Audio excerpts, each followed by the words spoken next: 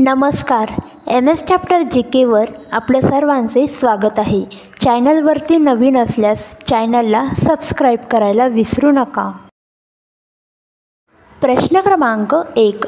AIDS कोणत्या व्हायरसपासून होतो? आपले ऑप्शन आहे बघा. A. इम्युनोडेफिशियन्सी आणि B. HIV. प्रश्नाचे उत्तर आहे A. इम्युनोडेफिशियन्सी. प्रश्न क्रमांक 2. एड्स संसर्ग प्रामुख्याने कशामुळे होतो? ऑप्शन आहे A. हवेच्या माध्यमातून, B.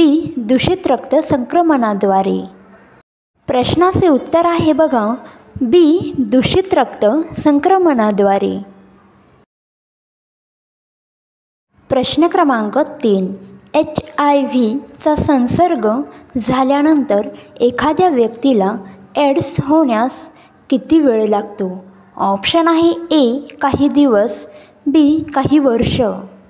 प्रश्नाचे उत्तर आहे बघा. B. काही वर्ष.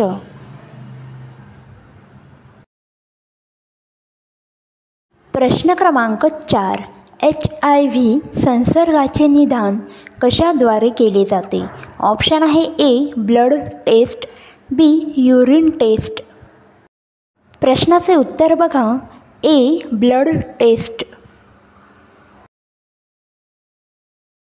प्रश्न क्रमांक 5. एड्सवर कोणते औषध संपूर्णपणे बरे करू शकते? ऑप्शन आहे A. Pain killer, B. कोणतेही औषध नाही. प्रश्नाचे उत्तर आहे बघा. B. कोणतेही औषध नाही. प्रश्न क्रमांक 6.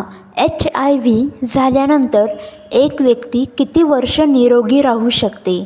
ऑप्शन आहे A. 5 ते 10 वर्ष, B. 1 ते 2 वर्ष. प्रश्नाचे उत्तर आहे बघा. A. 5 ते 10 वर्ष.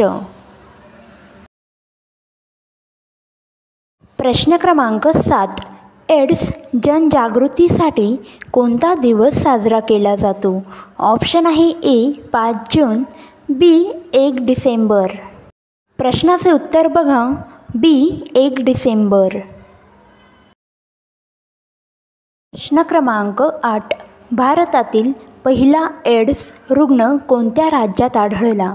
ऑप्शन आहे A. तामिळनाडू, B. केरळ. प्रश्नाचे उत्तर आहे बघा. A. तामिळनाडू. प्रश्न क्रमांक 9. एड्सवरील उपचार कोणत्या प्रकारचे आहेत? ऑप्शन आहे A. लस उपलब्ध आहे, B. प्रतिबंधात्मक. प्रश्नाचे उत्तर आहे बघा. B. प्रतिबंधात्मक. प्रश्न क्रमांक 10. HIV संसर्ग झालेल्या व्यक्तीने कोणते पालन करावे? ऑप्शन आहे A.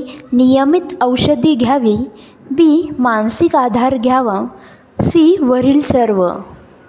प्रश्नाचे उत्तर बघा. C. वरील सर्व.